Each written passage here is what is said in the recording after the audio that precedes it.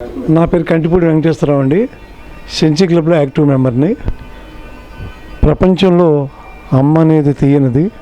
అలాంటి అమ్మని గుర్తుగా ఈరోజు ప్రపంచం మాతృ దినోత్సవం అని చెప్పి గుర్తించడం జరిగింది. మదర్స్ డే అంటే మాతృ దినోత్సవము. అమ్మ అనేది ఈ సృష్టికి ప్రతి సృష్టి. అలాంటి అమ్మని గౌరవించుకోవటం, స్మరించుకోవడం, ఆ విలువల గురించి తెలుసుకోవటం మన అందరి కర్తవ్యం. కాబట్టి ప్రత్యేకంగా మనం మదర్స్ డే మాతృ దినోత్సవం జరుపుకోవటం జరుగుతుంది. కాలక్రమంలో నా చిన్నతనంలో అమ్మ మాట వేదవాక్కు. అమ్మ ఇల్లంతా చూసుకునేది, నాన్న బయట పనులు చూసేవారు. పిల్లల పెంపకం, వారి బాధ్యత, ఇంటికి సంబంధించిన ఆలన పాలన, మంచి చెడు అన్నీ అమ్మ చూసేది. అమ్మ చేస్తుంటే ఒక ప్రధానమంత్రి దేశాన్ని పరిపాలిస్తుంటే ఎలాంటి సిస్టమ్ నడుస్తుందో ఇంట్లో అమ్మ చేస్తున్న పనులు అంత సిస్టమేటిక్గా ఇల్లంతా అందరికీ అందుబాటులో ఉండేలాగా ఆవిడ చర్యలు, ఆవిడ నిర్ణయాలు, ఆవిడ పనులు ఉంటాయి. పిల్లలకు కానివ్వండి, కుటుంబ సభ్యులకు కానివ్వండి. అలాంటి అమ్మని మనం గౌరవించడం, గుర్తించుకోవటం, ఆవిడ్ని చాలా బాగా చూసుకోవటం మన బాధ్యత.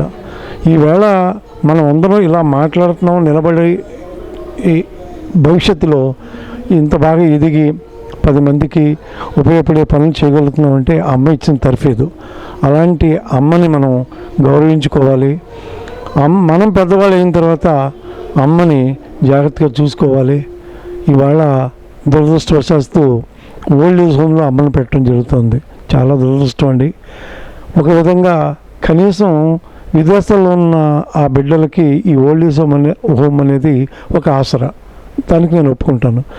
కానీ ఇక్కడ ఉండి మన దేశంలో, మన రాష్ట్రంలో, మన ఊర్లో, పక్క ఊరిలో ఉండి తల్లిదండ్రుల్ని వృద్ధ జనాశ్రమంలో పెట్టడం చాలా శోచనీయం అండి. నేను చాలా బాధపడుతున్నాను ఈ విషయంగా. సో సంస్కారం అంటే మనం మంచి బట్టలు వేసుకుని మంచి కారులో తిరగటం కాదండి. సంస్కారం అంటే అమ్మని చూడటం, తండ్రిని గౌరవించటం, తల్లిదండ్రుల్ని పూజించకపోయినా తల్లిదండ్రుల్ని గౌరవించి వారికి ఇవ్వాల్సిన మర్యాద, మనల్ని ఏ విధంగా పెంచారో ఒక్కసారి మనం ఆలోచించుకుంటే, ఒక్కసారి స్మరించుకుంటే తల్లిదండ్రుల పట్ల మన బాధ్యత ఏంటి అనేది ఎప్పటికీ గుర్తుంటుంది. ఇంకొకటి ఏంటంటే, మనందరికీ తెలియని విషయం, అమ్మ నాన్న బ్రతుకున్నంతసేపే నువ్వు చిన్నపిల్లడివి. 60 ఏళ్ళు వచ్చినా 70 ఏళ్ళు వచ్చినా నీకు నీ తండ్రి కానీ తల్లి కానీ బ్రతుకుంటే నువ్వు చిన్నపిల్లలా ఫీల్ అవుతావు. ఒక్కసారి కనుక తల్లి చనిపోతే శూన్యం, తెలియని వెలితి నీ మనసంతా ఆక్యుపై చేస్తుంది. నేను అనుభవించాను. అమ్మ ఉన్నప్పుడు కంటే అమ్మ లేనప్పుడు ఏంటి నేనేం పోగొట్టుకున్నా అనేది చాలా చాలా తెలిసింది నాకు.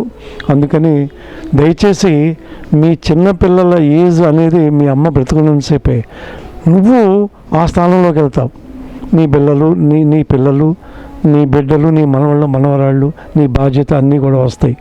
అంచేత తల్లిదండ్రుల్ని సుదీర్ఘకాలం జీవించేలాగా ఆనందంగా వాళ్ళని సంతోషపెట్టి, వాళ్ళని ఈ భగవంతుడు ఇచ్చిన ఆయుష్ వరకు చక్కగా చూసుకుని వాళ్ళని సాగనింపితే నిన్ను చూసి గర్వపడేది ఈ సమాజం కానీ, ఈ దేశం కానీ, ఈ పౌరులు కానీ.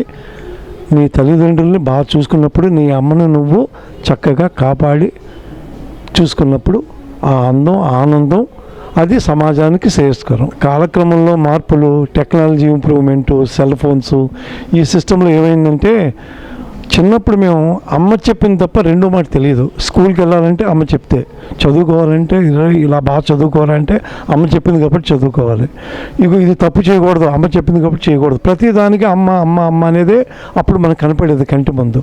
ఈరోజు ఆ స్థానంలో సాంకేతిక విప్లవం వచ్చి సాంకేతికంగా మార్పులు రావటం అది అభినందించదగ్గ విషయం అయినా అది తల్లిని దూరం చేసే సంస్కృతిలోకి మనం వెళ్తున్నాం అనేది నాకు అర్థమైంది. దయచేసి వస్తున్న మార్పుల్ని ఆహ్వానిస్తూ జరుగుతున్న ఇదివరలో మన పెద్దలు పెట్టిన ఆ సాంప్రదాయాన్ని గౌరవించి అమ్మకి ఇవ్వాల్సిన సముచిత గౌరవాన్ని ఇస్తే అన్నీ బాగుంటాయి, అందరం బాగుంటాం.